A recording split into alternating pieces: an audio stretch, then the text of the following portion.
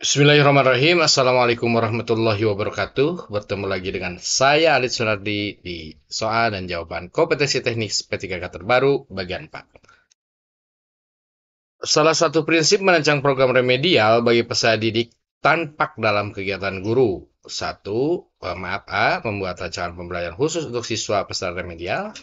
B. Menggunakan rancangan pembelajaran yang telah dibuat dan memperhatikan hasil temuan analisis evaluasi belajar siswa. C. Menggunakan rancangan pembelajaran baru yang berbeda sama sekali dengan rancangan yang ada. D. Merancang tes ulang saja tanpa ada pengulangan penjelasan materi. Jawaban yang paling tepat adalah menggunakan rancangan pembelajaran baru yang berbeda sama sekali dengan rancangan yang ada. Soal selanjutnya. Kriteria ketulasan minimal (KKM) merupakan kriteria ketulasan belajar yang ditentukan oleh sekolah. Pada prinsipnya merupakan nilai batas ambang kompetensi, nilai minimal yang dicapai peserta didik, nilai maksimal yang dicapai peserta didik, nilai batas ambang kelulusan ujian sekolah. Jawaban yang paling tepat adalah B. A. Nilai batas ambang kompetensi. Penilaian portofolio dapat dilaksanakan dengan cara A. Memberikan penilaian menyeluruh terhadap tugas-tugas siswa. B. Mengumpulkan lembaran-lembaran jawaban hasil tes harian dan sumatif tiap siswa. C. Mengumpulkan hasil kerja masing-masing siswa yang telah diberikan masukan baik oleh guru dan rekan siswa dalam suatu album sebagai bukti hasil belajar. D. Mengumpulkan lembaran-lembaran jawaban hasil ulangan tiap siswa untuk melihat kesulitan siswa dalam memahami pokok bahasan tertentu. Dan kemudian diberikan pengajaran dan tes remedial. Ini portofolio ya, jawaban yang paling tepat adalah C. Soal berikutnya, penilaian hasil belajar siswa didasarkan pada karya siswa dan tugas siswa. Kemampuan dalam proses pembelajaran dan hasil post-test disebut A. Konstruktivisme, B. Asesmen autentik atau authentic assessment, C. Efektif, D. Kondusif. Jawaban yang paling tepat adalah B. Pendekatan tes ini menggunakan norma yang disusun secara relatif berdasarkan distributor skor yang dicapai oleh para pengikut dalam suatu tes.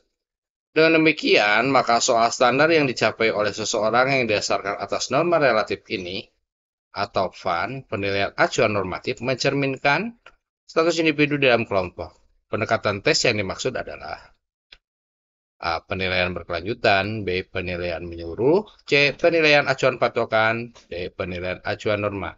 Jawabannya adalah D. Kurikulum 2013 menggunakan pendekatan penilaian disebut dengan istilah penilaian acuan kriteria.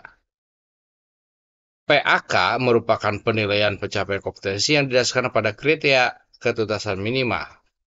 KKM merupakan kriteria ketuntasan belajar minimal yang ditentukan oleh satuan pendidik dan mempertimbangkan karakteristik kompetensi dasar yang akan dicapai, daya dukung, dan karakteristik peserta didik. Dengan demikian, kurikulum 2013 menggunakan pendekatan penilaian didasarkan pada pendekatan A. Penilaian berkelanjutan, B. Penilaian autentik, C. Penilaian acuan patokan, D. Penilaian acuan norma. Jawaban yang paling lengkap adalah acuan patokan.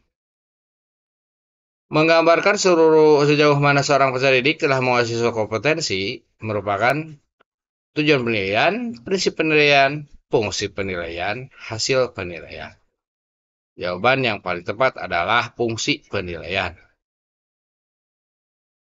Mengetahui tingkat penguasaan kompetensi dalam sikap pengetahuan dan keterampilan yang sudah dan belum dikuasai seorang atau sekelompok peserta didik untuk ditingkatkan dalam pembelajaran remedial dan program pengayaan merupakan A. Prinsip penilaian, B. Tujuan penilaian, fungsi penilaian, D. Bentuk penilaian. Jawabannya adalah tujuan penilaian. Asesmen hasil belajar peserta didik harus memperhatikan prinsip-prinsip sebagai berikut, kecuali objektif, adil, kooperatif, dan terpadu. Jawabannya kecuali ya. Penilaian yang didasarkan pada data yang mencerminkan kemampuan yang diukur, hal tersebut merupakan prinsip penilaian yang adil, objektif, valid, atau sistematis. Jawaban yang paling tepat adalah C. Demikian soal dan pembahasan hipotesis bagian keempat. Mudah-mudahan bermanfaat. Jangan lupa like, comment, dan subscribe. Assalamualaikum warahmatullahi wabarakatuh.